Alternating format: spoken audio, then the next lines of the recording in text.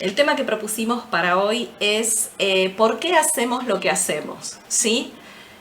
Fundamentalmente tratando de entender nosotros como consejeros bíblicos o como referentes de otra persona. La mayoría de los que estamos acá son pastores, son líderes dentro de la comunidad, dentro de la iglesia, y son de alguna manera también referentes de otras personas. Entonces, tratar de entender por qué las personas actúan como actúan, o por qué las personas hacemos lo que hacemos. Y el próximo encuentro, tratar de explicar por qué es tan difícil que las personas cambien, ¿sí? O por qué hay tanta resistencia a cambiar.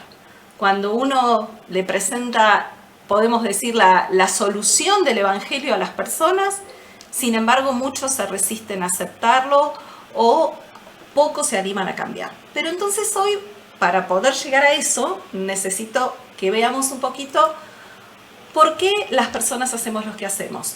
Lo primero que voy a decir como introducción al tema es que todas las personas tienen dos, podríamos decir o llamar, necesidades básicas.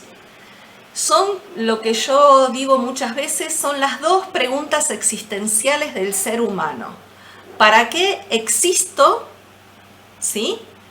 El para qué y el por qué. ¿Por qué existo y para qué existo? Eso se traduce como dos necesidades básicas, llamada una necesidad es la necesidad de significación. Repito, necesidad de significación. ¿Qué es la necesidad de significación? Encontrar un propósito, encontrar una razón para vivir y sentirme que sirvo, que soy útil, que puedo llevar adelante una tarea. Esa sería la primera necesidad básica que todo ser humano tiene. Necesidad de significación, de propósito, de razón para vivir. Y la segunda gran necesidad del ser humano es la necesidad de seguridad. Pero básicamente es la seguridad que proviene del recibir amor incondicional de la manera adecuada. Es decir, que todos los seres humanos tenemos una gran necesidad de sentirnos amados y una gran necesidad de sentirnos aceptados. Es decir, de que me acepta otra persona, me acepta tal y como yo soy. Repito entonces simplemente las dos palabras. Necesidad de significación es encontrar el propósito para vivir. Y la necesidad de seguridad que me la da el saber que soy amado por otra persona y que soy aceptado por otra persona. No importa en qué planeta viva el ser humano, no importa de qué raza sea ni de qué color, todas las personas tenemos estas dos necesidades básicas que nos atraviesan a todos los seres humanos. ¿Vamos bien hasta ahí? ¿Se entendió esto? ¿Sí? ¿Alguna duda? Sigo. El problema se da justamente, o muchos problemas en las personas aparecen cuando estas necesidades básicas, que hablamos de seguridad y de significación, se ven insatisfechas. Cuando no satisfacemos esas dos necesidades, en nosotros empiezan a surgir problemas, o carencias, o traumas. Y obviamente que las necesidades que no se satisfacen van a influir en el comportamiento del ser humano. Si yo no me siento amado, probablemente me sienta frustrado. Si yo no encuentro una razón para vivir, el por qué estoy en esta tierra, en este mundo, por qué, como decía ahí en el libro de Esther, ¿no? Entender que para esta hora hemos llegado. Estamos viviendo en un mundo totalmente diferente al que conocíamos, con un montón de cosas que están simultáneamente aconteciendo. Entonces, bueno, entender que por algo estamos viviendo este tiempo, por algo Dios nos ha dejado en la tierra y que seamos protagonistas de todas las cosas que están pasando. Ahora bien, esta necesidad de seguridad dijimos que existe porque, o exige que yo sea incondicionalmente amado, aceptado y valorado como persona y tenido en cuenta. Por eso cuando en la escuela los chicos sufren bullying, ¿no? Esto de no sentirse aceptado por el grupo, esto de no sentirse reconocido como un par por el otro, trae tantos trastornos a los chicos que son víctimas del bullying, ¿no? Porque justamente ellos necesitan ser aceptados por otro y necesitan ser amados. Todo seguidor de Yeshua tiene el deber de verse a sí mismo como alguien valioso. Mi importancia depende de entender quién soy en Cristo. Esto nosotros lo tenemos desarrollado en una charla que hablamos sobre identidad, ¿sí? Hay toda una charla maravillosa que hemos dado en alguna oportunidad. Karina la ha dado, Roxana en la iglesia de Pilar la han dado. Entender mi identidad en Cristo, o sea, saber quién soy en Él. Soy hijo de Dios, soy adoptado como hijo suyo a través de reconciliarme con Dios, a través de hacer un retorno a través de Jesucristo. Y entender que soy aceptado por Dios más allá de mi circunstancia actual, más allá de que si un negocio me salió mal y fracasé, más allá de que si soy una madre sola, que mi esposo me abandonó y me encuentro criando a mis hijos solo, más allá si tengo un trabajo del cual no me reconforta demasiado, si tengo una casa grande, una casa pequeña, un auto viejo, no importa la circunstancia, yo puedo entender que tengo significación al reconocerme hijo de Dios. Esto me da una seguridad inamovible, inconmovible, y una seguridad que ninguna otra persona ni ninguna otra cosa me puede dar. Bien, podemos decir que Dios nos ha conocido con nuestros peores aspectos, estando lejos de Él, habiéndole dado la espalda a Él, estando muerto, como dice la palabra, en nuestros delitos y pecados, y aún así Dios me amó tanto que entregó a su Hijo para morir en la cruz por mí. La aceptación que Dios tiene de mi persona depende únicamente de que Dios aceptó el sacrificio de Jesús y el hecho de que la muerte de Jesús fue considerada como el pago total de mis pecados. O sea, no hay otra cosa que nos haga aceptos, sino que es esta reconciliación con Dios y esta aceptación que Dios hace de nosotros. Pero básicamente, ¿por qué? No por nuestros méritos, no por nuestras capacidades, sino porque Él nos ve a través de Jesús, del precio que Jesús pagó por nosotros. Nosotros siempre decimos que somos doblemente propiedad de Dios. Somos propiedad de Dios primero porque nos creó, somos creación suya. Pero en segundo lugar somos propiedad de Dios porque Él nos compró. Y el precio que pagó Dios por comprarnos es realmente muy alto, ¿no? Fue la sangre de Yeshua en la cruz. Tengo la seguridad de que nada, o sea, por un lado tengo entonces total aceptación por parte de Dios. Y por otro lado tengo también la seguridad de que nada me puede ocurrir sin que Dios, que me ama, lo permita. Esto tenemos citas bíblicas un montón ¿no? De que aún ni siquiera un cabello se cae sin que Dios lo conozca. Cuando esté pasando por dificultades, tengo que llenar mi mente con la verdad de que en este mismo momento el Dios soberano, infinito, el omnipotente, el creador, el Dios que me ama, tiene control absoluto de todo lo que pueda sucederme. Por lo tanto, si yo entiendo esto, puedo tener mi necesidad de seguridad satisfecha. Mi seguridad es que Dios me ama incondicionalmente y mi seguridad es que nada va a ocurrirme estando yo, obviamente, dentro de su voluntad, no de estos cristianos que decimos siempre de título que van a la iglesia para cumplir. No, cuando estoy en obediencia a Dios, cuando guardo sus instrucciones, cuando cumplo sus decretos, ordenanzas y mandamientos, entonces tengo la seguridad de que Él me ama y de que Él me acepta. Y tengo también la seguridad de que tengo un propósito para vivir. Ahora, obviamente, el hecho de que Dios me acepte con mis limitaciones y con todas las cosas que yo puedo tener, eso no me autoriza a vivir negligentemente, porque obviamente vamos a dar cuenta a Dios de la manera en que vivimos.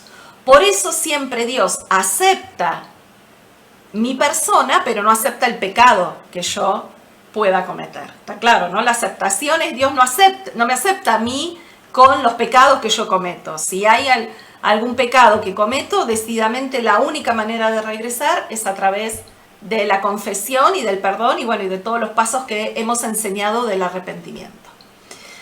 Cuando una persona no conoce a Dios, el individuo se queda sin ninguna esperanza de significación y de seguridad. O sea, solamente podemos satisfacer, vuelvo a repetir, estas dos grandes necesidades básicas del ser humano a través de conocer a Dios.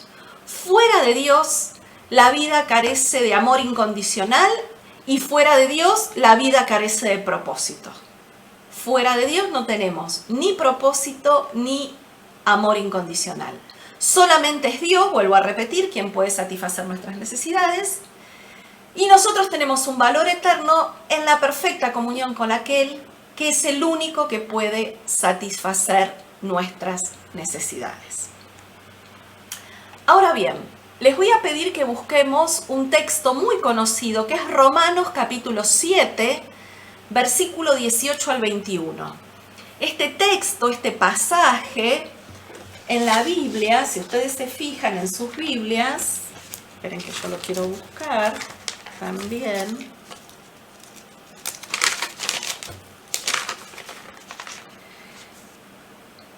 Fíjense que lleva por título, es Romanos capítulo 7, esto está relatado a partir del versículo 7.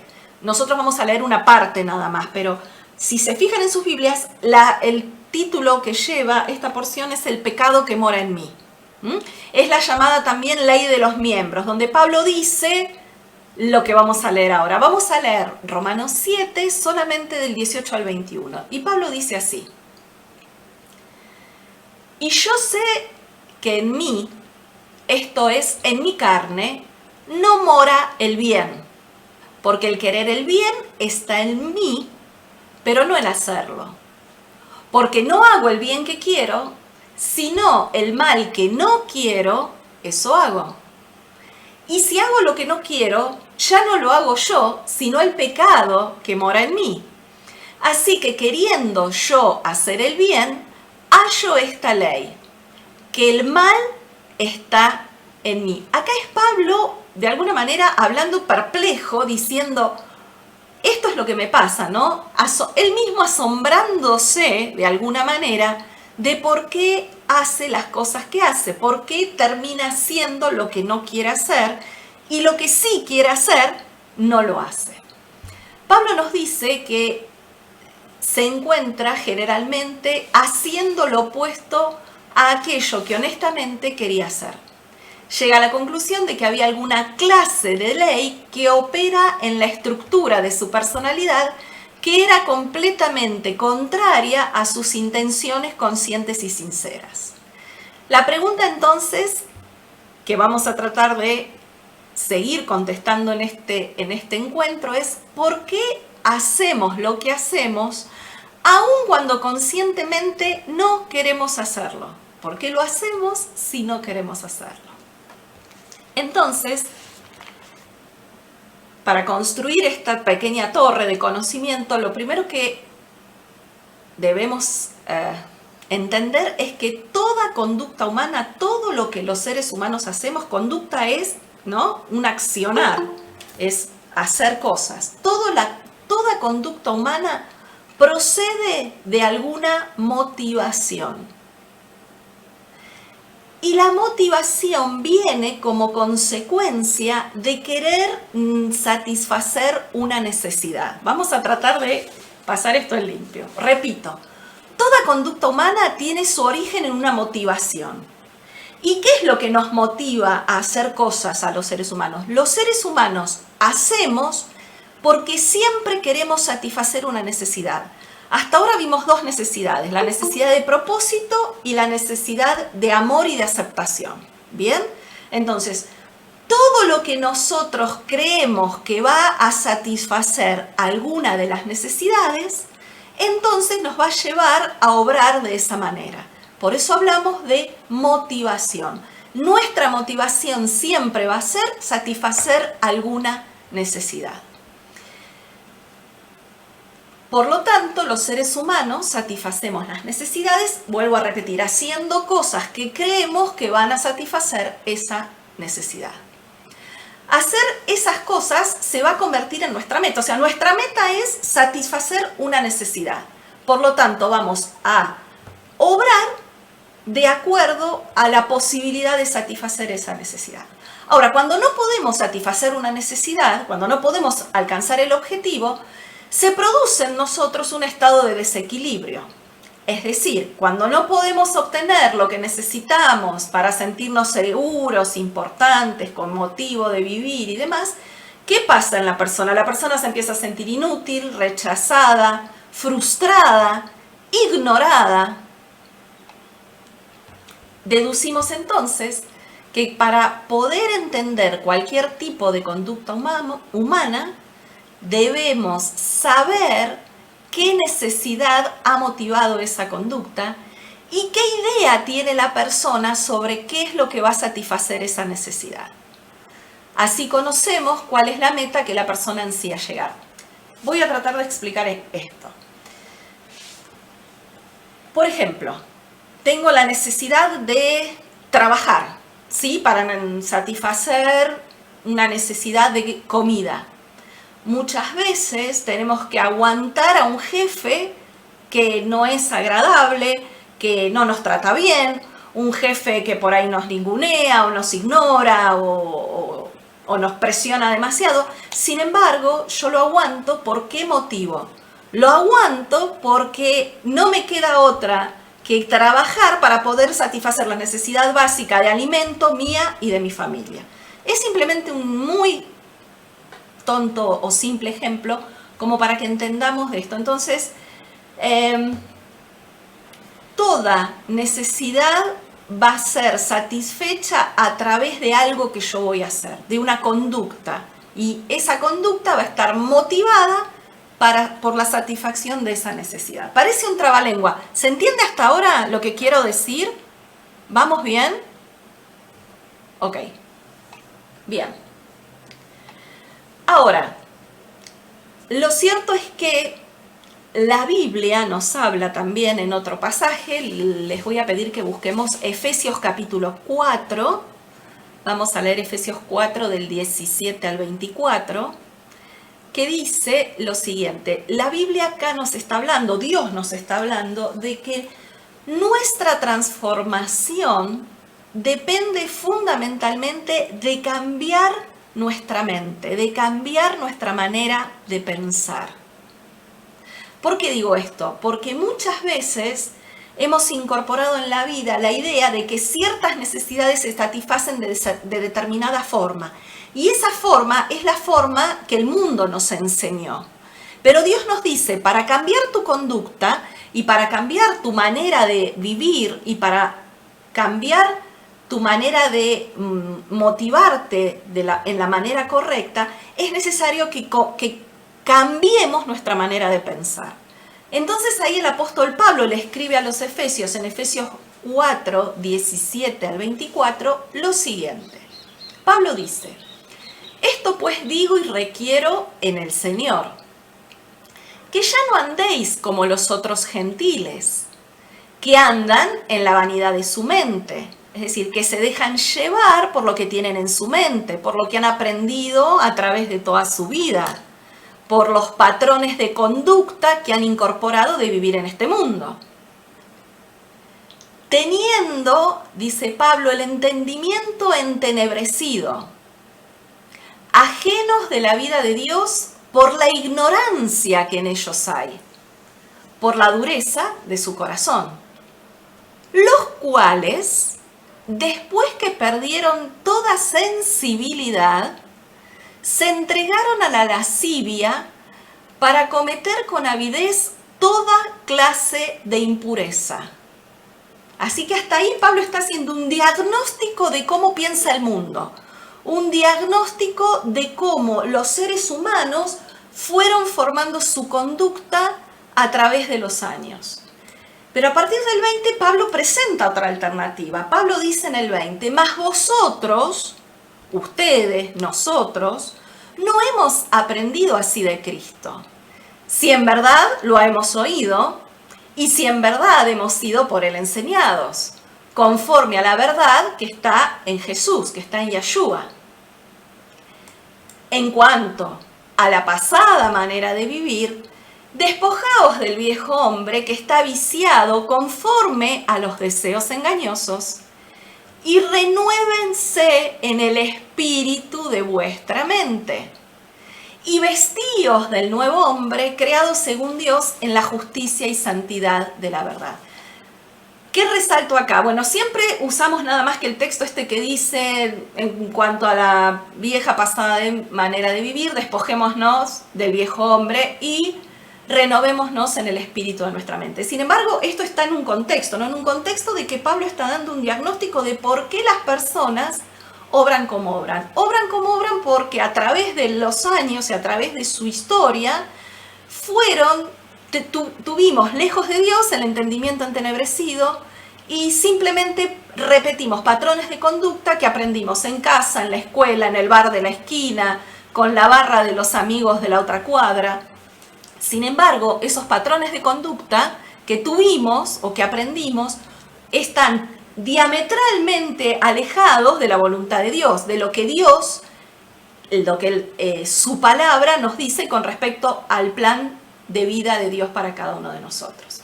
Así que básicamente está diciendo Pablo, es necesario que cambien su manera de pensar. Por eso dice, renovaos en el espíritu de nuestra mente. Necesitamos cambiar nuestra manera de pensar para de esa manera cambiar nuestra manera de vivir. De esa manera cambiar nuestra conducta. Por lo tanto, si analizamos esto va a significar que nuestra motivación puede canalizarse en la dirección correcta si cambiamos nuestras ideas acerca de cuáles son las necesidades genuinas en sintonía con la Biblia y cuáles son las cosas ajustadas a la voluntad de Dios que pueden satisfacer nuestras necesidades. Debo enfocarme en cambiar mis ideas o mis preconceptos equivocados. Y por lo tanto, la motivación para satisfacer nuestras necesidades personales es tremendamente fuerte. La motivación es muy fuerte en nosotros. ¿Por qué? Porque siempre la motivación va a estar dirigida a satisfacer alguna de nuestras necesidades. Ahora bien, si bien yo mencioné dos grandes necesidades básicas en la persona, les quiero presentar o les quiero hablar de un psicólogo norteamericano que era judío, o casualidad era judío. Este hombre, si ustedes quieren interiorizarse un poco más en su historia o en su biografía, lo pueden googlear. De hecho, yo repasé un poco la vida de él en Wikipedia. Y el nombre de este hombre, de este pensador, de este psicólogo, filósofo, se llama Abraham Maslow. Abraham, como nuestro padre Abraham, Abraham con H, ¿sí? Maslow, M-A-S-L-O-W. Este hombre, que fue muy estudioso, con varias carreras universitarias y demás, él creó una pirámide. Él se puso justamente a indagar, a hablar un poco de la conducta humana y básicamente desarrolló una teoría que es la teoría de la satisfacción de las necesidades humanas. Y creó lo que se llama una pirámide porque es un gráfico, ¿sí? No es que fue a Egipto a levantar una pirámide ni construyó una pirámide de piedra, no, es un gráfico, es una pirámide donde él habla y enumera cuáles son, según su estudio, según sus criterios, cuáles son las necesidades básicas del ser humano. Por eso se la llama la pirámide de las necesidades humanas de Abraham Maslow. Independientemente de lo que vamos a ver de este hombre, hoy no nos vamos a ir de acá sin entender y ver que todas las necesidades básicas del ser humano son respondidas, son suplidas son cubiertas por Dios. Y también me llama la atención que este hombre sea judío, ¿no? Porque algo que experimenté y que le contaba a Horacio cada vez que estudiaba alguno de estos personajes importantes dentro del ámbito de la psicología, psicopedagogía, sociología, es que la mayoría de esos eran judíos, son judíos. La gran mayoría de todos estos pensadores, filósofos y demás son judíos. ¿Qué deduzco yo? No me lo dijo nadie. Yo deduzco que esta gente tiene que haber tenido en algún momento de su vida contacto con la Torá. Si no, no podrían haber desarrollado las genialidades que desarrollaron y que en realidad mucho antes Dios la había dicho. Entonces, es mi opinión, versión Adita Corneli, no lo saqué de ningún libro, pero yo entiendo que esta gente, al ser judíos, tienen que haber tenido contacto con la Torá y por lo tanto tienen que haber entendido y descubierto cómo el ser humano funciona. Ahora bien, dijimos que los seres humanos somos seres de necesidades. Los seres humanos somos seres de necesidades y esas necesidades solamente se satisfacen socialmente. Es decir, necesito de otras personas para satisfacer mis necesidades. Eso es lo que quiere decir. Somos seres de necesidades que solamente se satisfacen socialmente. Por eso Dios nos hizo seres sociales, no hay duda. O mejor dicho, porque somos seres sociales es que necesitamos de otros para satisfacer nuestras necesidades. Siempre vamos a necesitar de un otro. Ahora bien, Abraham sugiere que los seres humanos tienen 5 necesidades básicas. Él dibujó una pirámide y en esa pirámide hizo 5 cortes. Él habla de 5 necesidades básicas. La que están más abajo en la pirámide tiene que ser satisfecha antes de pasar a la siguiente que está más arriba. Es decir, si yo no satisfago primero las necesidades que están en la base de la pirámide, no puedo pasar al punto al siguiente. Es como si fueran escalones, como si fueran 5 escalones. Arranco con las más básicas y a medida que satisfago la básica, ay mira, Eva está mostrando el gráfico, ya lo googleó y está mostrando en el celular el dibujito de la... Mírenlo, ahí está Evangelina mostrando en el celular la pirámide de Maslow. Ahí está. Gracias, Eva. Excelente, Evangelina. Muy excelente. bueno. De eso estamos hablando, exactamente de esa pirámide. Bien. Entonces, si ustedes la googlearon, la encontraron, la ven, vamos a tener estas 5 necesidades. Sí, vamos a comenzar de la base. Abajo de todo, la primera necesidad que todo ser humano tiene, ¿alguien habló? No. Ok. Toda necesidad, la primera necesidad que el ser humano tiene son las necesidades físicas, son las de abajo de todo de la pirámide. Las necesidades físicas que tienen que ver con ¿qué? Con que necesito agua, con que necesito alimento, con que necesito vivienda, con que necesito las necesidades de reproducción. O sea, tiene que ver básicamente con las necesidades fisiológicas del ser humano.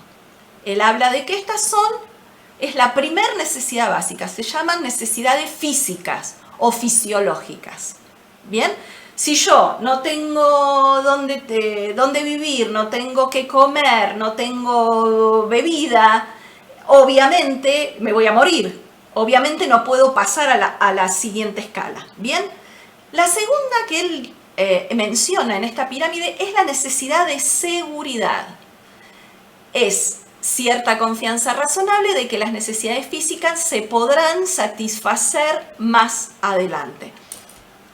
Si ustedes ven el dibujito, la necesidad de seguridad tiene que ver, denme un segundo,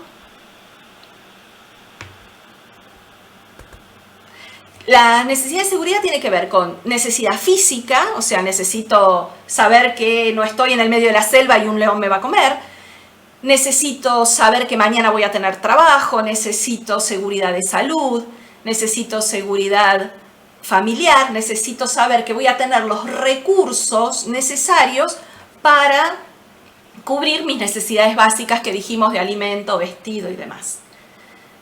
La tercera de las necesidades que él menciona es la necesidad de afiliación o de amor, ya sea el amor de un amigo, el amor de la familia, el amor de pareja, ya sea la necesidad de intimidad sexual o poder conectar con otras personas. La cuarta de las necesidades, vuelvo a repetir, de abajo hacia arriba, es la de propósito, es la de reconocimiento de los otros. Necesito tener una autoestima correcta, respeto, confianza en mí mismo. Vuelvo a repetir, reconocimiento del otro. Para los seres humanos es fundamental el reconocimiento del otro. Y la última de las necesidades tiene que ver con la autorrealización. ¿Qué quiere decir esto? Es la parte más alta de la pirámide y es la más alta de las cualidades humanas y es el desarrollo de mí mismo como persona plena, creativa, auténtica. En definitiva, de la 1 a la 4 yo necesito de los otros para satisfacerlas, es decir, están relacionados mucho conmigo mismo. Necesito a los demás para satisfacer el nivel 1, el nivel 2, el nivel 3 y el nivel 4. Mientras que si logro llegar al nivel 5, que es el máximo nivel de la pirámide, en este caso, todo lo contrario, estoy yo dándole a los demás. Es acá donde el ser humano, como ya tiene todas sus necesidades satisfechas, empieza a pensar en el otro. Empieza a preocuparse por el que necesita, a preocuparse por ayudar a los demás, para ayudarlos económicamente, para ayudarlos intelectualmente, etcétera, etcétera. Podríamos decir que el punto 5 sería el máximo de la pirámide al que vamos a llegar.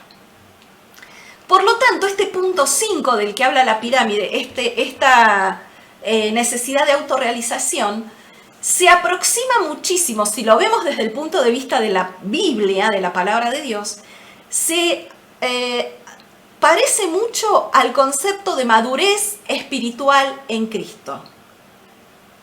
Repito, madurez espiritual en Cristo, desarrollando aquellos atributos que Jesús tiene, ¿no? Jesús vino, lo que él dijo, yo no vine a ser servido, sino a servir. Jesús se olvidó de sí mismo para pensar en los demás. Bueno, de alguna manera, lograr llegar a este máximo punto de la pirámide tiene que ver con haber alcanzado una madurez espiritual.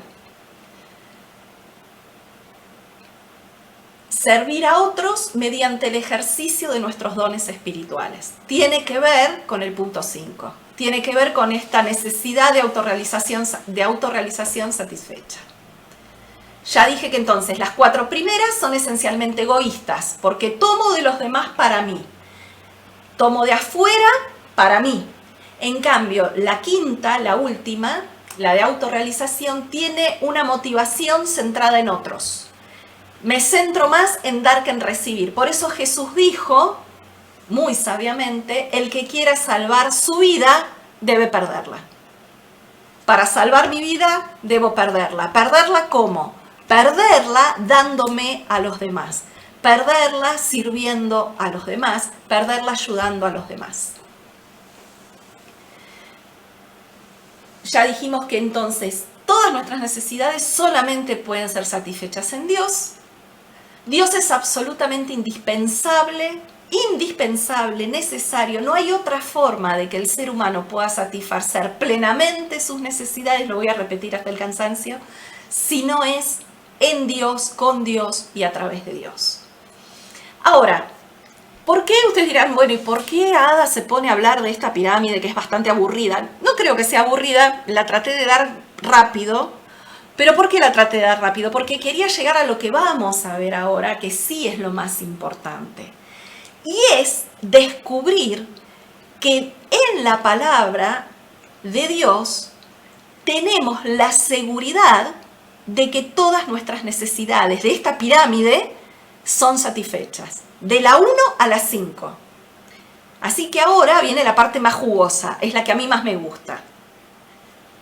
Vamos a arrancar diciendo que Dios prometió suplir cada necesidad de la pirámide de Maslow. Él prometió que la va a suplir. Miren qué gran, ¿no?, tranquilidad, qué gran seguridad nos da esto, qué paz nos da esto. Dios tiene completo cuidado de nuestras necesidades. Por eso Mateo 6:33 dice, el texto, vamos a comenzar con la primera necesidad. La primera necesidad, dijimos, necesidades fisiológicas o necesidades físicas. Si ustedes se acuerdan, en Mateo capítulo 6, Mateo 5, 6 y 7 es el Sermón del Monte, ¿sí? Yo digo, para mí el Sermón del Monte es una síntesis de gran parte de la Torá. Mateo 5, 6 y 7 es el Sermón del Monte. Dentro del contexto del Sermón del Monte, cuando Jesús enseña sobre un montón de cosas que están en la Torá, Jesús habla específicamente a partir en Mateo capítulo 6 del 25 al 33. Repito, Mateo 6 del 25 al 33. Jesús habla específicamente de la satisfacción de nuestras necesidades físicas. Leo lo que dice Jesús. No se afanen por vuestra vida, qué van a comer o qué van a beber, ni por vuestro cuerpo, qué van a vestir. ¿No es la vida más que el alimento y el cuerpo más que el vestido? ¿No son esas las necesidades básicas de las que estuvimos hablando o de las que habló nuestro querido Maslow, diciendo que necesitamos vestirnos, vivienda, bebida, etcétera, etcétera? Y bueno, y ahí está el texto, no lo voy a leer, pero si ustedes lo siguen leyendo, miren las aves del cielo, y dice que ni aun Salomón, que no pasa nada sin que Dios lo sepa. Miren los lirios, ni aun Salomón se vistió con una calidad de ropa como la que tienen los lirios. Y el 32, repito, Mateo 6, 32 dice, porque los gentiles buscan todas estas cosas, pero vuestro Padre Celestial Él sabe que tenemos necesidad de todas esas cosas. Por lo tanto, el 33, muy citado siempre, es: mas buscad primeramente el reino de Dios y su justicia, y todas esas necesidades van a ser satisfechas. Así que Dios nos da la seguridad de que la primera necesidad básica del ser humano, nuestras necesidades físicas, Él promete que va a satisfacerla. Y eso a nosotros nos da una gran tranquilidad. La segunda, siguiendo la pirámide de abajo hacia arriba, era la necesidad de seguridad con respecto a lo que va a pasar mañana. Dios nos dice que Él satisface nuestra necesidad de creer que nuestras necesidades de mañana también van a ser satisfechas. Por eso Mateo 6:34 dice: así que no os afanéis por el día de mañana. Dios nos está diciendo, no se preocupen por el día de mañana. No solamente les aseguro que hoy les voy a satisfacer sus necesidades básicas, sino que mañana también van a estar resueltas. Por eso Dios nos dice, porque Él nos conoce, Él nos armó y sabe que nuestra necesidad es saber. Por eso todo el mundo quiere saber qué va a pasar mañana, ¿no? ¿Cuánta gente hasta hace cosas indebidas condenadas por la Torá porque quieren saber el futuro, quieren saber qué va a pasar mañana, quieren conocer qué va a pasar mañana? Bueno, Dios nos está diciendo que nuestras necesidades de mañana también van a estar satisfechas. Y otro texto, además de Mateo 6:34, que puse a modo de ejemplo, es Filipenses 4, del 6 al 19. Este es el apóstol Pablo diciéndole a los filipenses: por nada estéis afanosos, por nada se preocupen, por nada estén ansiosos, sino sean conocidas vuestras peticiones delante de Dios. Mi Dios pues suplirá todo lo que os falta conforme a sus riquezas en gloria en Cristo Jesús. Ahí tenemos otro texto que nos da la seguridad de que Dios mañana también va a satisfacer nuestras necesidades básicas. La tercera necesidad de nuestro querido amigo Maslow, de abajo hacia arriba, era la necesidad de amor. ¿Sí? Dice que necesitamos sentirnos amados, necesitamos amar, necesitamos sentirnos aceptados, necesitamos el amor de la familia, necesitamos el amor del esposo, de la esposa, de los hijos. Romanos 8:35 ¿qué nos dice? Nos dice, ¿quién nos separará del amor de Cristo? ¿Quién nos separará del amor de Yeshua? ¿Tribulación o angustia, o persecución, o hambre, o desnudez, o peligro, o espada? Muchas veces citamos este texto y sabemos, nos da la seguridad de que Dios nos ama y nos da la seguridad de que no hay nada, ninguna circunstancia, ninguna situación por la que estemos atravesando que nos pueda separar del amor de Dios.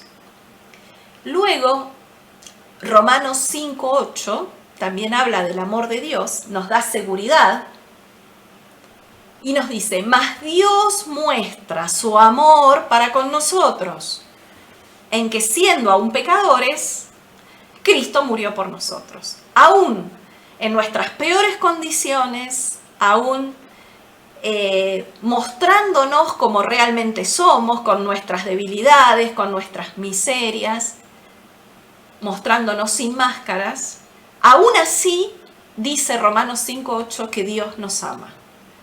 Él muestra su amor para con nosotros en que siendo aún pecadores, Cristo murió por nosotros. También Dios nos promete satisfacer la siguiente en la pirámide hacia arriba, y es nuestra necesidad de propósito, nuestra necesidad de significación, dijimos, de saber para qué vivimos, ¿no? Yo dije que las dos grandes preguntas existenciales del ser humano es ¿por qué y para qué? ¿Por qué vivo y para qué? Bien, el propósito tiene que ver con el para qué. Filipenses 1:21, Pablo dice, Filipenses 1:21, porque para mí el vivir es Cristo. Y ahí está la gran diferencia con el resto de la humanidad. El resto de las personas no saben, muchos de ellos, para qué viven. O tienen la motivación incorrecta. La motivación puede ser vivo para hacer dinero, vivo para ser feliz, vivo para viajar por el mundo, vivo para tener todas las mujeres que quiero. Motivaciones incorrectas. Dios me está diciendo, o Pablo está diciendo, para mí el vivir es Cristo. Ser un seguidor de Jesús, un seguidor de Yeshua, es una gran motivación para vivir. Y luego Efesios, otro ejemplo que pusimos, Efesios 2:10, dice, porque somos hechura suya, creados en Cristo Jesús, en Yeshua, para buenas obras, las cuales Dios preparó de antemano para que anduviésemos en ellas. Es decir, que ahí tenemos otro propósito para vivir. Nos está diciendo la palabra que Dios nos creó con el propósito de que hagamos buenas obras. Por lo tanto, si nos tomamos de estas promesas de Dios, si nos tomamos de estos textos bíblicos, de estos versículos, estaremos libres de una vida de preocupaciones egoístas sobre si los demás satisfacen o no nuestras necesidades. Entonces, teniendo la seguridad de que las necesidades de la 1 a la 4 Dios me las satisface, entonces voy a poder vivir en el estado 5, en el estado de autorrealización, en un estado de autorrealización, de felicidad plena, de ser lo más a la imagen posible de Yeshua a través de adorar a Dios y servir a Dios. ¿Se entiende esto que estoy diciendo? Porque esto creo que es lo más importante. Creo que cada uno de nosotros debemos entender por qué y para qué vivimos y debemos tener la necesidad, perseguir, podríamos decir, o apuntar a la necesidad 5, que es la necesidad más alta de esta pirámide. Bien, voy a darles, para cerrar esta partecita, la definición de conducta. Conducta es la manifestación, el medio a través del cual expresa la persona su personalidad. Es la manera de comportarse una persona en una situación determinada o en una situación general. Entonces, como repaso de esta parte. No quiero darles tantos conceptos en un solo día, porque no quiero que se vayan sin entender. Y porque quiero dejar para la próxima lo que les dije, entendiendo la motivación de las personas, dijimos que todas las personas actuamos por una motivación. Y siempre la motivación de las personas va a ser satisfacer una necesidad. Por eso digo, leímos el texto de Pablo cuando dice es necesario cambiar nuestra manera de pensar, cambiar esos conceptos que hemos adquirido del mundo. Por eso muchas veces vemos mujeres que están en una relación tóxica de pareja y sin embargo se dejan maltratar. ¿Y por qué se dejan maltratar? Muchos decimos, ay, ¿por qué no se va? ¿Por qué no lo deja? Bueno, puede haber muchas razones, pero una de las razones puede ser porque su motivación sea la de satisfacer la necesidad de sentirse amada, de satisfacer la necesidad de sentirse acompañada y de que no está sola. Ejemplo, ¿alguien quiere aportar algún ejemplo? ¿Alguien quiere preguntar algo de esto que estuvimos viendo? Están todos muy serios. No sé si es porque están pensando, porque están asustados, porque se compadecen de Pablo o porque se identifican con Pablo, ¿no? Esta ley de los miembros, esto de que hago lo que no quiero hacer y lo que quiero hacer no hago. ¡Wow! Yo estoy apabullado. Estoy acá apabulladito, aplastadito, sometido al conocimiento. Así que si alguien está como yo, que hable ahora o calle para siempre. La verdad que es un tema interesante. Conocer en qué se basan las conductas humanas. ¿Por qué hacemos el tema que está desarrollando la Ada? Es por qué hacemos lo que hacemos. ¿Cuál es nuestra motivación? Y no quiero ponerme a hablar de motivación porque no los voy a dejar hablar a ustedes. Porque la motivación es el motor que nos lleva a actuar. Exacto.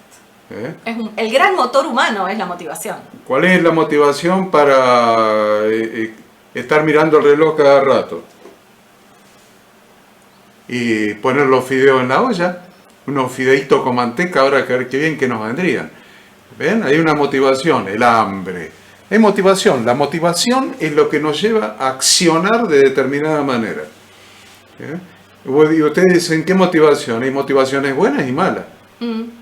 La motivación para estafar a alguien, la motivación para mentir, la motivación para cuidar, la motivación para proteger, la motivación para todo. Todo es importante entender la motivación humana. Si quieren, algún día les doy toda una predicación que tengo sobre el tema de la motivación. Porque es básico que entendamos esto. Y creo que también es importante que lo entendamos, por lo que yo decía, porque todo el tiempo tratamos con personas. Y muchas veces como pastores o como líder, las personas vienen a preguntarnos cosas, consultarnos cosas, decirnos qué cosas les está pasando. Entonces es importante que desarrollemos esta capacidad de discernir qué es lo que a la persona lo está motivando. ¿Por qué está pasando esta circunstancia esta persona? ¿Por qué está viviendo lo que está viviendo? ¿Qué es lo que lo motiva a soportar ciertas cosas o a pasar ciertas cosas? ¿O cómo puede ser? Personas vieron que vez tras vez caen en lo mismo. Vez tras vez repiten conductas de las cuales no pueden salir.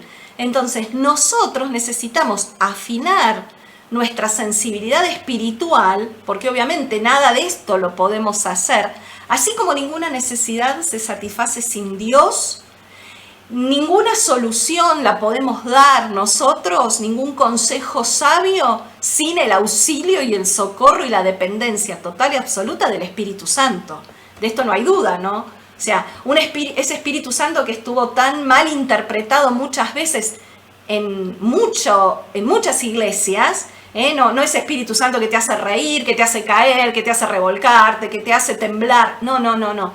Es Espíritu Santo que necesitamos que nos auxilie, que nos socorra, que nos ayude, aportándonos la capacidad de entender qué le está pasando al otro y de poder detectar qué motivación lleva a las personas a actuar de la manera que lo están haciendo. Correcto. Ahí veo unas manos levantadas. ¿Hay manos? Ahí todos bajaron Dije, veo unas manos levantadas y bajaron todas las manos. Se asustaron. Todos bajaron las manos. Por la duda, dice, ahí a uno se le cayó el mate, el agua caliente en el pie, mira, por bajar la mano. No quieren decir nada de la motivación, pero pastoralmente es muy importante para nosotros. Como dice Lada, esto es consejería bíblica para todos, ¿no? Consejería bíblica. Y muchas veces la consejería bíblica consiste en decir, no hagas esto. No hagas esto o hace esto. Y le decimos, el Pentateuco tiene 613 mandamientos. 613 mandamientos, entre los cuales están los positivos y los negativos. Es decir, lo que dicen lo que tenés que hacer son los positivos y lo que dicen lo que no tenés que hacer los negativos. Entre todos, los Pentateuco suma 613 mandamientos. Y nosotros nos aferramos ahí y le decimos, esto es lo que tenés que hacer o esto es lo que no tenés que dejar de hacer. La verdad, si hacemos eso, somos malos consejeros. Somos malos consejeros. ¿Para qué le vamos a decir lo que ya leyó? Es como Jesús le hubiera dicho a la mujer adúltera, no adultere porque la Torah dice que te van a apedrear. Ya lo sabía si la traían para apedrearla. Era judía. ¿Para qué le va a decir Jesús que no adultere? Lo sabía. Si lo sabía desde que leían la Parashá todos los viernes en la casa de ella desde que nació. Claro que lo sabía. Y nosotros hacemos eso. Nosotros decimos, no hagas esto, hace esto. No, tenés que dejar de hacer esto. No, pará, hermano. Vos sos un consejero bíblico. Vamos a buscar la raíz. La raíz está en la motivación. ¿Por qué hace lo que hace? ¿Por qué? Porque se lo arraigó a lo mejor una mala doctrina o pastores chanta que le enseñaron cualquier cosa para sacarle la plata. ¿Cuál es la motivación? ¿Por qué las personas hacen lo que hacen? Miren, hay muchas cosas malas que las personas traen, que es, como decía Lara, lo que leí ahí, que traían hábitos del mundo. Obvio. Pero hay muchísimas cosas malas que las personas hacen que son hábitos traídos de la religión evangélica. No se olviden de eso. Muchos hábitos malos de las personas son traídos y enseñados por los pastores que lo único que quieren son los diezmos y las ofrendas, que quieren el dinero de la gente y quieren acumular poder. Entonces han enseñado cualquier cosa sin estudiar la Biblia. Sin estudiar la Biblia enseñan supersticiones peores que la del mundo, peores que la de la brujería. Entonces vienen muchos que las malas maneras de pensar y las malas cosas, la motivación está en malas enseñanzas que han recibido. Y lo hacen con un buen corazón, con honestidad, pero proviene de una mala enseñanza. Entonces, ¿vos qué le vas a decir? La Biblia dice que esto no lo hagas más, o que sí lo hagas. Y la persona te va a decir, pero a mí me enseñaron toda la vida esto, y está arraigado en mi corazón, en mi subconsciente. Yo siempre creí, porque le creí al apóstol o al pastor o a quien sea el chanta que te enseñó eso. Yo le creí, está arraigado. Entonces, ¿cuál es la motivación? Un corazón sincero, que quería obedecer a Dios y le parecía que este hombre que le enseñaba era un hombre de Dios, y el corazón es sincero. ¿Ven la motivación? En todo está la motivación. Y no solamente hemos traído cosas malas del mundo, muchísimas cosas malas, las personas que van a las iglesias las han recibido en las iglesias. Entonces, hacer una verdadera teshuvá, un retorno a la palabra de Dios, es un trabajo que requiere ver de dónde surgen las cosas, cuál es su motivación, cuál es la motivación. Y agregarle también, o enseñarles, más que agregarle, enseñarle lo que decíamos hoy, cuáles son las necesidades que tiene y asegurarles y mostrarles a la luz de la palabra. Yo solamente, para que no se hiciera muy extenso, puse para cada necesidad 1 o 2 textos bíblicos, pero ustedes que conocen la Biblia tienen infinidad de textos bíblicos o de promesas de Dios, donde Él nos muestra, nos asegura y nos habla de que Él satisface nuestras necesidades. Entonces, mostrarles a Dios, porque no solamente se trata de desarraigar algo malo, que esto es muy importante, sino que eso malo tengo que llenarlo por algo bueno. O sea, algo negativo lo tengo que, le tengo que agregar o le tengo que poner algo positivo, no sé cómo decirlo. Eso es lo que la Hada leía como renovarse en el espíritu de vuestra mente. Y nosotros, que sabemos que somos tripartitos, cuerpo, alma y espíritu, nunca relacionamos espíritu con mente. Porque decimos, son dos cosas diferentes, espíritu y alma. Sin embargo, la Escritura nos dice, se tienen que renovar en el espíritu de vuestra mente. O sea, dejar al Espíritu Santo transformar la mente. Nuestra manera de pensar. Transformar la manera de pensar. Entonces, es muy importante eso. De todo punto de vista. Desde el punto de vista religioso, desde el punto de vista práctico, un pensamiento equivocado te puede hacer tener una motivación equivocada. Y yo le doy un ejemplo fácil. Todos ustedes, yo veo un montón de pastores ahí. 1, 2, 3, 4, 5, como hay por lo menos 13 pastores ahí que yo estoy viendo en este momento. Yo les voy a decir una cosa, queridos pastores. Muchas de las cosas que han producido una mala motivación son las enseñanzas que nosotros le hemos dado a la gente. Son nuestras enseñanzas. Porque la Hada hablaba de la pirámide de Abraham Maslow, de los 5 estamentos de la pirámide, los 5 escalones de la pirámide, y nosotros le hemos enseñado a la gente a enfocarse en los 4 primeros escalones. En los escalones que tienen que ver con el egoísmo, con el yo, con el egoísmo. Con lo mío, con mi satisfacción. Con la satisfacción propia. Nunca le hemos enseñado a la gente el vértice, el último estamento, que es el que da una plenitud de gozo a la persona cuando incorpora el carácter de Cristo, que cambió el foco de sí mismo y lo puso en el otro, en el prójimo. Nosotros a la gente la entretenemos en las iglesias con los 4 primeros escalones que están referidos al yo. El Señor te va a dar prosperidad económica, escalón de abajo de todo, el primero de todo, ¿ven? Entonces da para que Dios te dé. Encima le mentimos porque no se obtiene prosperidad dando plata en la iglesia, se obtiene prosperidad obedeciendo la palabra de Dios, obedeciendo la Escritura. Lean Deuteronomio 28, que muchos pastores te dicen, lee Deuteronomio 28, es la recompensa de la obediencia a los mandamientos, y eso en la iglesia no se enseña ni siquiera, lo que se enseña mal. Y todo ese egoísmo es para mí,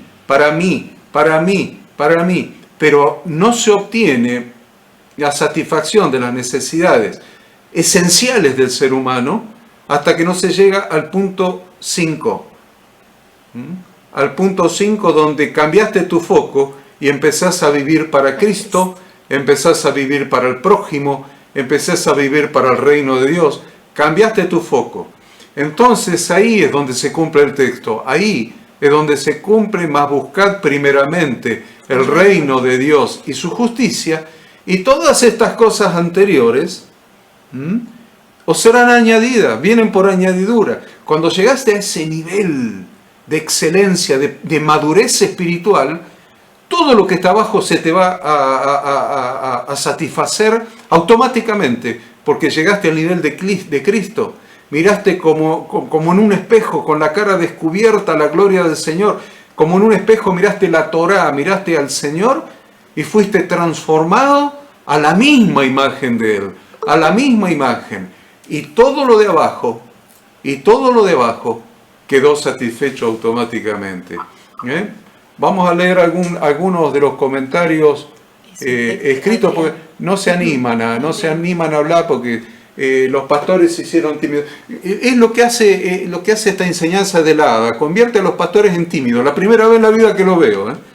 Nunca vi que los pastores fueran tímidos, pero bueno, son las enseñanzas de la Hada, los intimidan.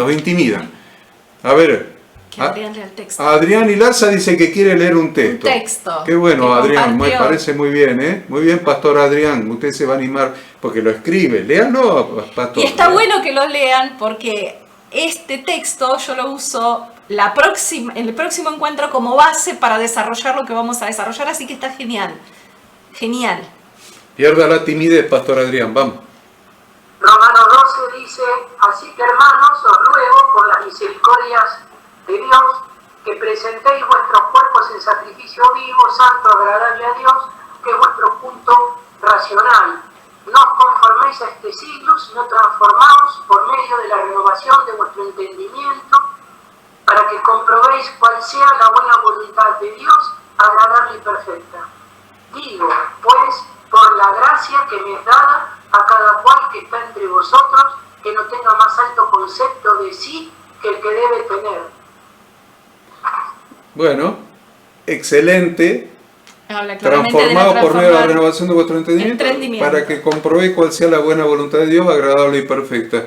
Y la voluntad de Dios la manifestó Jesucristo, la Hada lo dijo, no he venido para ser servido, sino para servir. Cuando llegamos a ese nivel, miren, yo les digo una cosa, últimamente, en el último año, probablemente un poquito más, muchas personas me han dicho, ¿cómo podés vivir de esa manera? ¿Cómo puedes vivir de esa manera? ¿Cómo puedes haber renunciado a tu profesión universitaria, a las empresas que tenías y todo, y pensar nada más que en servir a los demás? Yo le digo una cosa, ¿usted me ven cara de tonto a mí? ¿Me ven cara de tonto? Bueno, ¿saben por qué no me ven cara de tonto? Porque ni un pelo me quedó de tonto, se me cayó todo. No me quedó ni un pelo de tonto, todos los pelos que tenía de tonto se me cayeron. Y porque yo descubrí que la verdadera felicidad del siervo de Dios está en servir a Dios. Yo creo que Yahshua no era un sufriente, el Yahshua sufriente que nos vende la religión católica.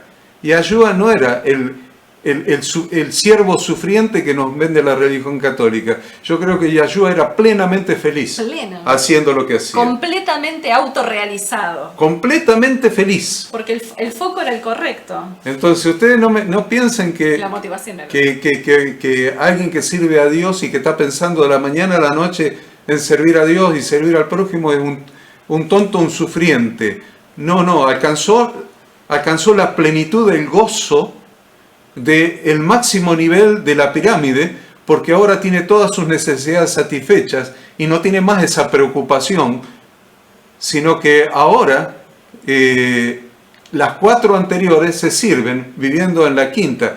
Dice el pastor Luis López, que no veo la pantallita pero lo veo a él, dice, se nos ha enseñado que Dios tiene que satisfacernos a nosotros. Totalmente. Y la verdad es que lo que dice tiene, la palabra tiene es la clave, que Dios tiene que satisfacernos. Dios no nos tiene que satisfacer, Él lo hace por amor. Porque nos ama y porque nos conoce y porque sabe lo que necesitamos. Cuando vos llegás a alinear tu corazón con el de Él y aprender lo que es el dar la vida, el dar el pensamiento, dar el cuidado, dar la protección, dar, y te ajustás a los mandamientos de su palabra, Dios no lo hace porque tiene que hacerlo, lo hace porque le agrada bendecirte, le agrada verte contento. A un hijo obediente, Dios le agrada verlo feliz. Dios le agrada. Es como, todos somos padres. Bueno, casi todos, ahí veo uno que no es padre, pero los que somos padres, allá veo otro que no es padre, perfecto. Los que somos padres, no hay felicidad más grande que un padre que ver feliz a un hijo. Es más, cuando uno es padre, es feliz cuando el hijo es feliz. ¿Vieron?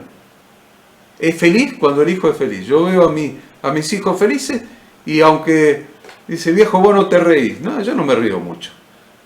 Pero adentro mi corazón rebosa de alegría cuando veo a mis hijos felices. Es como cuando veo a la hada feliz.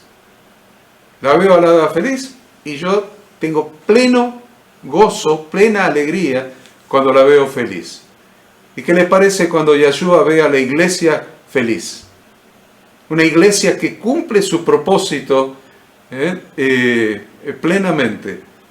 Y Él le va a dar todo, y más y abundantemente más. Así que no se preocupen porque Dios no nos va a dar. Él no tiene que darnos y nos da porque nadie nos va a separar del amor de Cristo. El pastor Adrián quiere hablar otra vez y después Santiago. A ver, pastor Adrián, ¿qué iba a decir usted?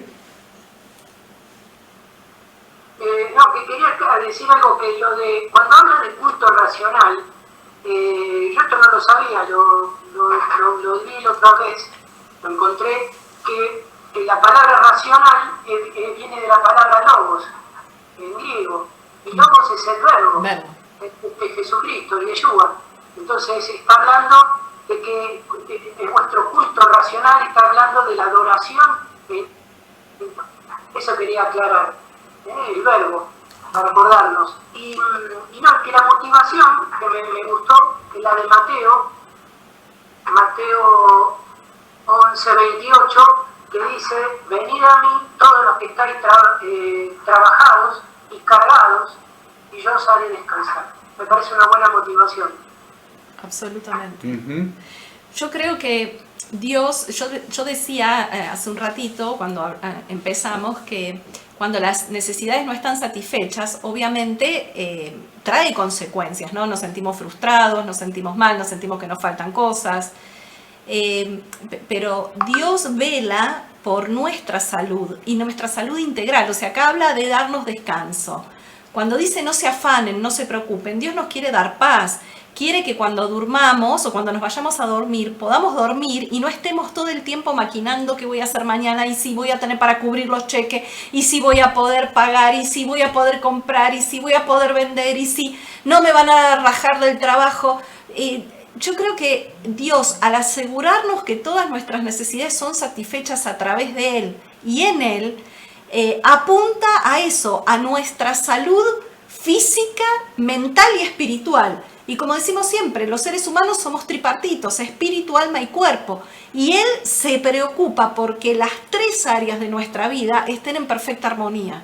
Porque Él quiere eso. No solamente nuestro espíritu, sino también nuestra mente y también nuestro cuerpo.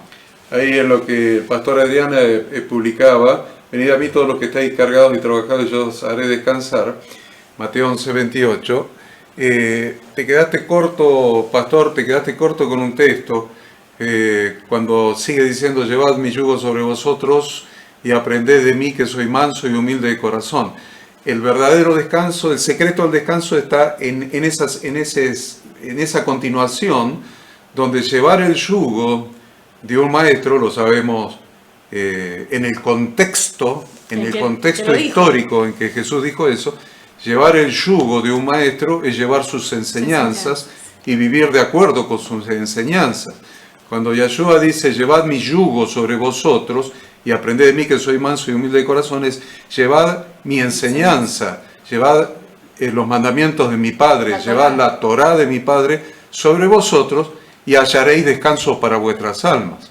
Una vez que incorporaste las instrucciones de Dios en tu propia vida y vivís conforme a las instrucciones de Dios, ¿cuál es el motivo por el cual no hallar descanso para tu alma cuando todas las promesas de Dios escritas en su Torá se te hacen tuyas? Todas. El rey David decía: joven fui envejecido y no he visto justo desamparado ni su descendencia mendigando pan.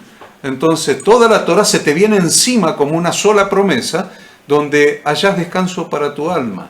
Es muy, muy interesante eso, porque las motivaciones de los primeros escalones se resuelven automáticamente cuando aprendemos a buscar el reino de Dios y su justicia. Cuando nuestro foco se pone en el foco de Él, el mismo foco de Dios se convierte en mi propio foco. Miro lo mismo de la misma manera. Miro como Yeshua. ¿Qué mira Él? Mira la iglesia. ¿Cómo la ve a la iglesia? ¿Cómo la vemos nosotros? Digo esto solamente. Es para hablar un par de horas. Pero digo esto solamente. ¿Cómo ves a la iglesia vos? ¿Cómo la veo yo con mis ojos carnales? ¡Un desastre! Ahora, ¿cómo la ve Él? ¿Cómo la va a venir a buscar? Perfecto. Blanca, pura, sin manchas, sin arrugas, sin contaminación. Cuando yo empiezo a ver las cosas como la ve Él, empiezo a trabajar en la dirección que trabaja Él. Empiezo a trabajar en la dirección que el Espíritu de Cristo está trabajando. Entonces empiezo a trabajar no para la crítica, sino para el perfeccionamiento, para enseñar la Torá de Dios, para que esas vestiduras arrugadas, sucias y maltrechas se conviertan en lino fino, limpio y resplandeciente.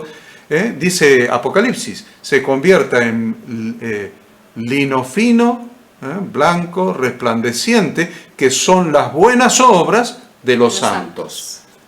Estoy empezando a enseñar la Torá. Es muy importante. ¿Qué dice Santiago ahí con 1 Corintios? ¿Qué le pasó a 1 Corintios, Santiago? ¿Qué dice ahí?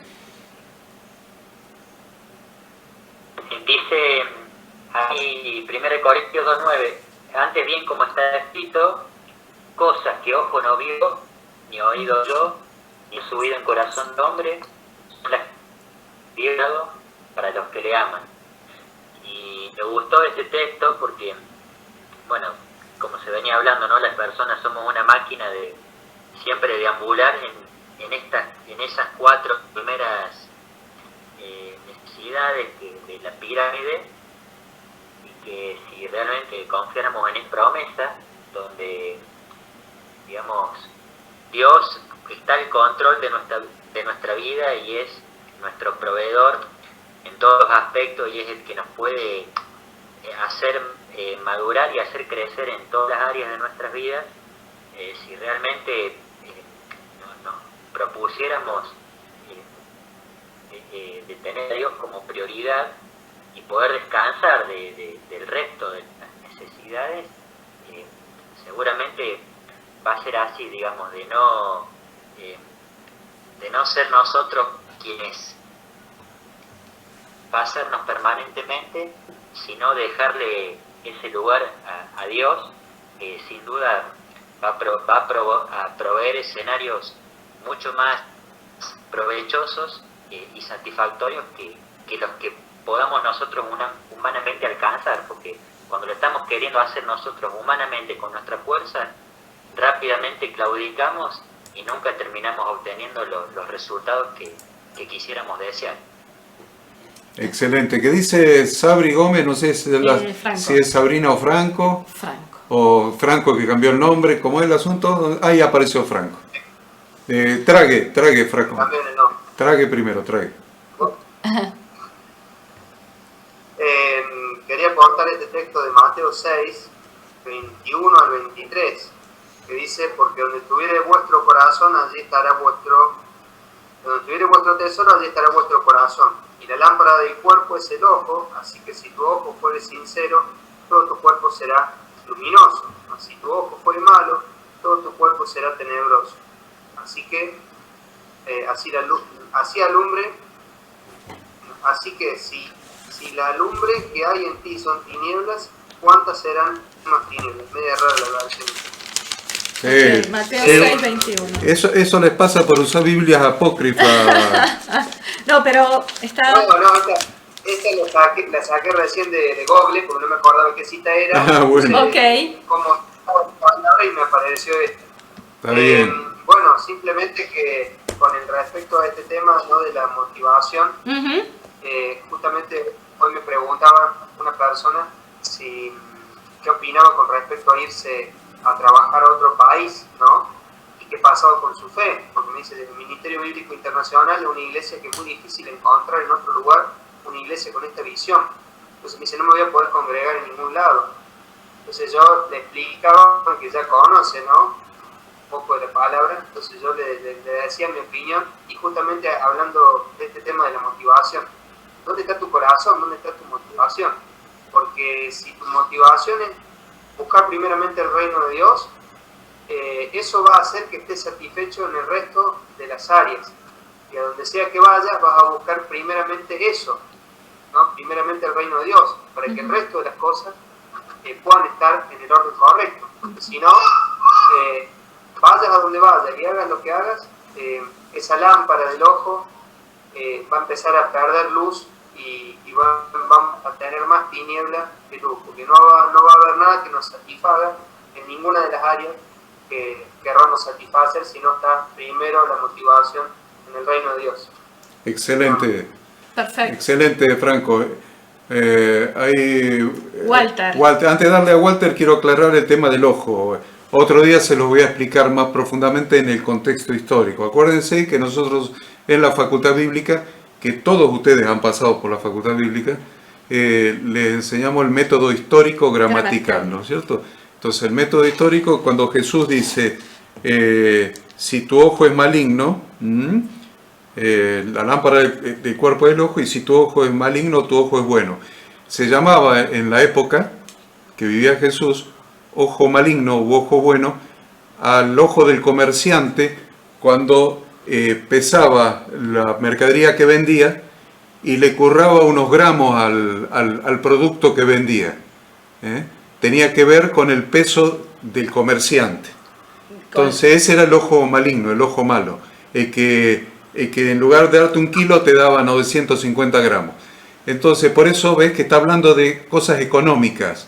Si tu ojo pesa mal lo económico, estás equivocado, porque vas a perder la luz, vas a estar en tinieblas. En tinieblas. Estás Entonces, perjudicando a otro. Ninguno puede servir a dos señores.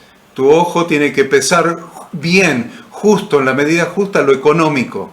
No darle más importancia a lo económico. Y yo siempre les digo, en las iglesias se le ha dado prioridad uno a lo económico. Tanto para pedirle plata a la gente como para prometerle plata a la gente de la prosperidad de Dios.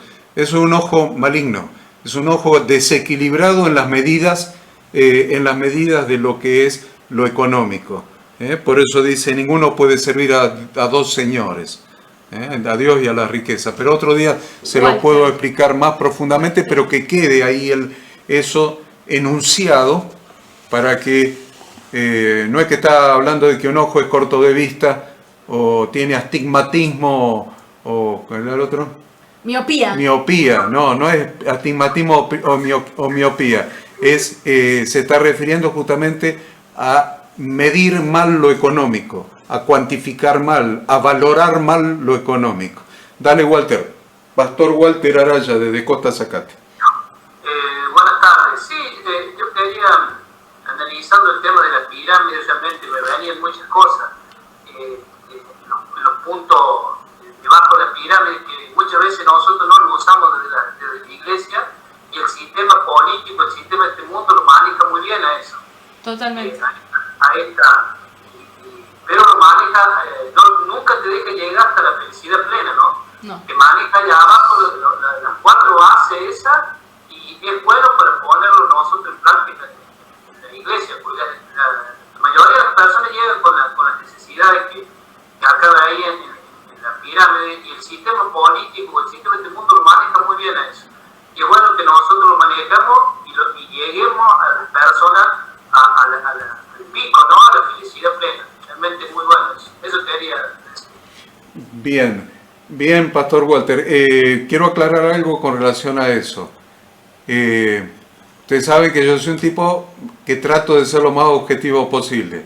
A pesar de que, como bien ustedes saben, soy el último pastor pentecostal del ministerio, lo mismo trato de ser objetivo.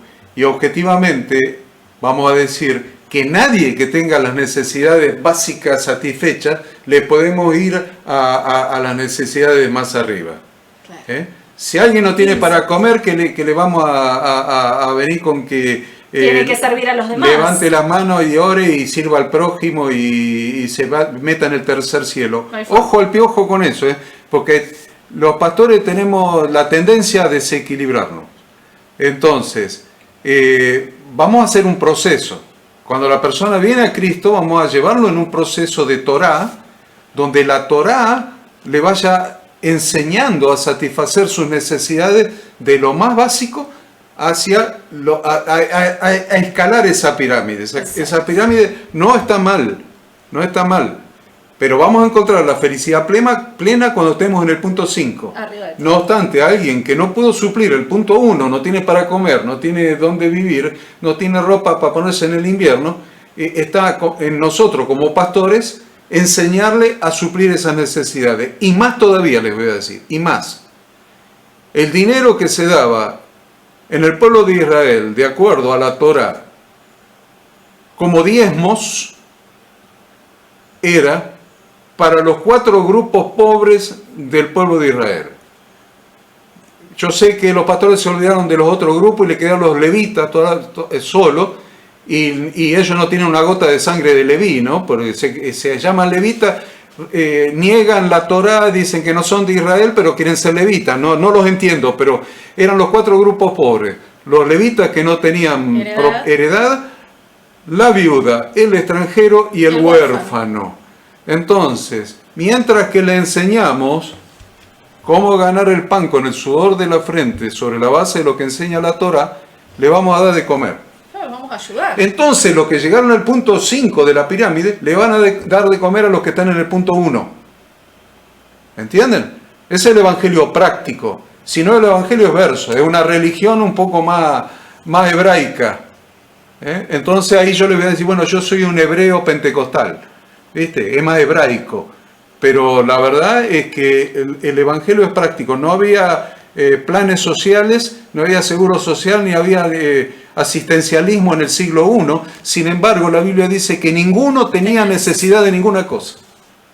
Porque los que estaban en un punto más alto suplían las necesidades del más bajo, mientras se le enseñaba, y Pablo le decía, el que no trabaja tampoco coma, quiere decir, flaco, te voy a enseñar que tenés que ir a laburar, mientras tanto no te voy a dejar morir de hambre.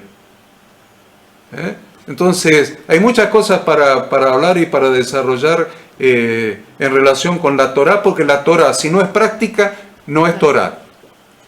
La Torá, si no es práctica, no es Torá. ¿Qué quiero decir? Que la Torá, si no es práctica, no es instrucción de Dios para que la vida den el blanco. Porque la Torá no es teología, la Torá no es teoría, la Torá no es letra, la Torá es práctica, práctica, desde la primera página hasta la última es práctica. ¿Por qué? Porque es instrucción de Dios para que la vida den el blanco. Y la instrucción de Dios para que la vida den el blanco es práctica. No es discurso, es práctica. ¿Se entiende esto? Miren, se puso lindo sobre el final. Se puso lindo. Sobre el final. Sobre el final, ya estamos en 20:41. Sí, se puso lindo sobre el final. Así que. Gracias. Que Yahweh lo ve. ¿Qué quiere decir, Hernán? A ver, no, vos te salís de la vaina por decir algo. Hernández de Escobar. A ver, ¿qué quiere decir? A ver. No, es que estuvo lindo todo. No solo el final. No, en realidad sí quería.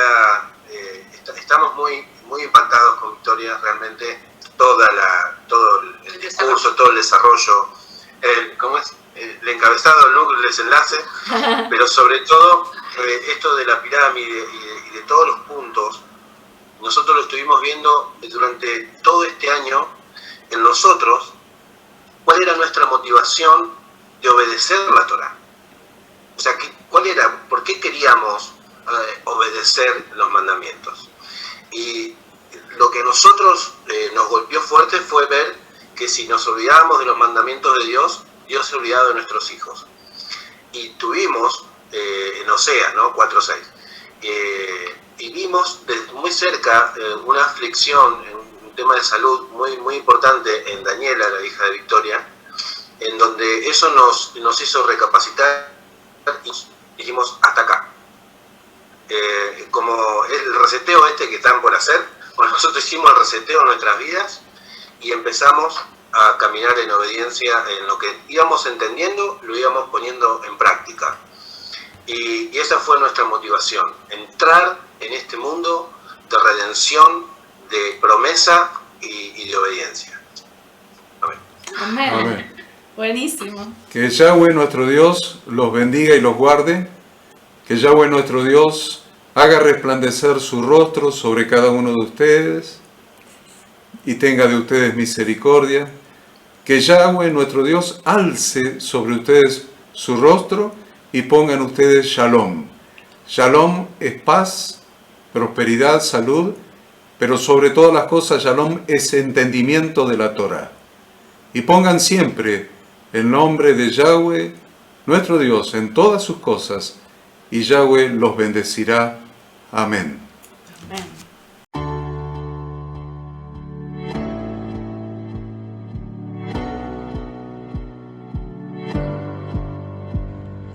Queremos que tú también conozcas esta herramienta que durante los últimos 18 años ha sido útil para las iglesias de todo el mundo de habla hispana, capacitando cientos de siervos de Dios. Las formas de aprender están cambiando y Ministerio Bíblico Internacional, a través de su facultad bíblica, brinda programas de formación ministerial bíblica, teológica y práctica para la multiplicación y edificación de la iglesia 100% online. Respondiendo a las necesidades de hoy, para aquellos que no cuentan con la posibilidad de asistir a clases presenciales, donde quiera que estés, en todo lugar, recibirás el material de estudio y verás las clases en vivo y on demand, accediendo a través de tu celular, PC, tablet o Smart TV. Recibe tu capacitación en las siguientes carreras: diplomado en teología para maestros de grupos de evangelismo y discipulado, licenciatura en teología pastoral, diplomado en teología y práctica ministerial para pastores, líderes y servidores. Súmate a los pastores que han organizado un grupo de estudio tutorial a distancia en la congregación con estudiantes locales y de las otras iglesias de la zona. Esta es tu oportunidad como seguidor de Cristo para comenzar tus estudios y completar tus exámenes desde la comodidad de tu hogar y en los horarios que tengas disponibles. Súmate al liderazgo de este tiempo y adquiere las habilidades, herramientas y valores necesarios para impactar el mundo con la palabra de Dios y transformar la vida de aquellos que creen al Evangelio. Para más información, ingresá a facultadbiblica.com.